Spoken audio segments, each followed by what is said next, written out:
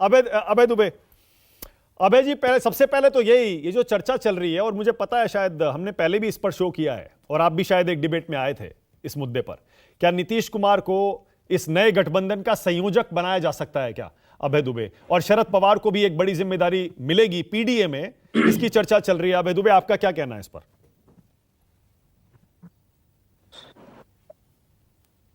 मानक जी, ये तो सामूहिक रूप से मीटिंग में तय होगा, सभी दल मिलकर तय करेंगे।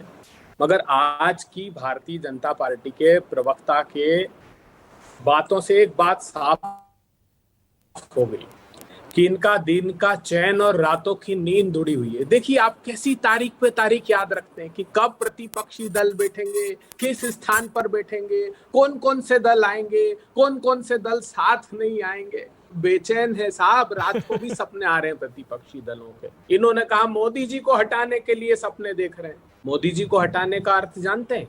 मोदी जी को हटाइए मतलब महंगाई अपने आप हट जाएगी, मोदी जी को हटाइए तो बेरोजगारी अपने आप हट जाएगी, मोदी जी को हटाइए तो संसाधनों की लूट अपने आप हट जाएगी, मोदी जी को हटाइए तो धन्ना सेठों का जो धन और किसानों का जो दमन है वो अपने आप हट जाएगा, मोदी जी को हटाइए तो बैंकों के जो लूट हुई है सत्ता की सरपरस्ती में वो अपने आप हट जाएगी, मोदी जी को हटाइए तो चीन को अपने आप हटा देगा सारे दल मिलकर। तो मोदी जी को हटाने का आशय देश का यही है। अब बात रही भ्रष्टाचार की, अरे साहब, अभी प्रफुल्ल पटेल का नाम कैसे प्रफुल्लित होकर भारतीय जनता पार्टी के प्रवक्ता ले रहे। देखिए कितनी एकदम सुर्खियां चेहरे पर, कैसी रौनक आ जाती है। अभी बेचारे किरीट सोमैया 3 दिन पहले क्या कह रहे थे? प्रफुल्ल पटेल ये जो है दाऊद इब्राहिम का दायां हाथ, इकबाल मिर्ची का साथी है, उसके साथ भ्रष्टाचार किया। कागज बताते थे, देखो ईडी ने 4-4 फ्लोर इसके जब्त कर लिए, प्रधानमंत्री जी गिरफ्तार कीजिए। अजीत दादा पवार को कहते थे चक्की पीसिंग। वो प्रधानमंत्री जी ने कहा भोपाल की रैली में, एक तो कहा कि 70,000 करोड़ रुपए खा गए, दूसरा बड़ा आरोप लगाया कोऑपरेटिव बैंक का। तो 1 जुलाई 2021 को ईडी ने जो अपनी प्रेस रिलीज जारी की उसको पढ़ना चाहिए, प्रधानमंत्री को भी पढ़ना चाहिए। उन्होंने कहा कि ये 850 सवा 800 करोड़ रुपए का जो बैंक का स्कैम हुआ है उसमें लिखता है वो नाम कि उप मुख्यमंत्री अजीत पवार और उनकी पत्नी सुनेत्रा इनमें शामिल है।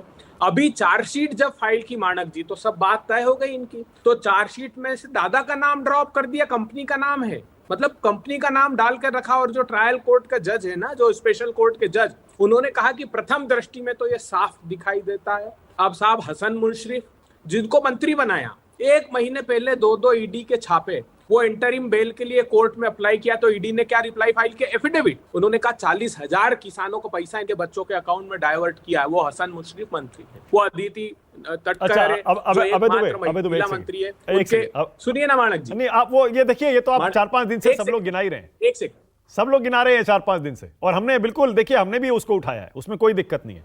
लेकिन इसी पर एक छोटा सा सवाल पलटकर आपसे यह भी तो पूछा जा सकता है, आज आप बड़े भ्रष्टाचार के मामले गिना रहे हैं इन सारे नेताओं के। जब तक ये एनसीपी में थे और एमवीए में थे तब तक ये बड़े पाक साफ थे, तब तक आप कहते थे सारे आरोप झूठे हैं। आज ये आपके लिए करप्ट हो गए क्योंकि बीजेपी के साथ चले गए।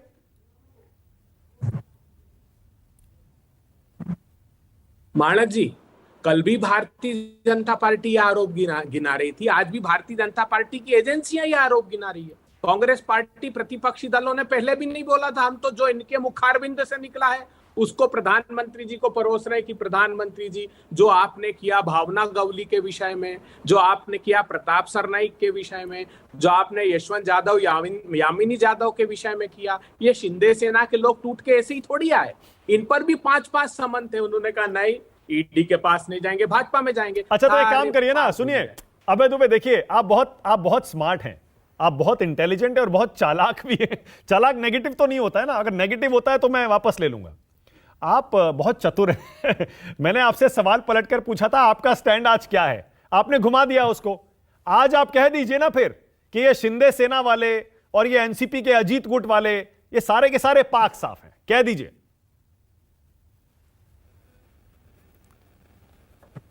नहीं, देखिए मानक जी, हम क्यों कह रहे हैं सर, जो 2024 में सरकार आएगी तो इन एजेंसियों को हम बिठाएंगे, ये जो आज संवैधानिक संस्थाओं का दमन कर दिया ना मोदी सरकार ने, ईडी, सीबीआई, आईटी, कहेंगे कि बताओ भाई इसकी सच्चाई क्या है, तुम सिर्फ पार्टियों को तोड़ने के लिए कर रहे थे या सचमुच इन लोगों ने ये किया है? आप निष्पक्षता से काम करेंगे हम लोग। ये दलों को तोड़ने की राजनीति ठीक है, ओके, कर रहे हैं ना, ओके। अबे दुबे देखिए फिर बचकर निकल गए, क्योंकि अभी विपक्ष ने उन सारे नेताओं पर अपना स्टैंड मुझे लगता है क्लियर एकदम सोचा नहीं है इन नेताओं पर जो अभी एमवीए से निकलकर और बीजेपी के साथ चल गए। ए.के. वाजपेयी, उसके बाद आ रहा हूं शक्ति यादव। अबे दुबे 10 सेकंड और लीजिए। हाँ बोलिए, क्या कह रहे हैं?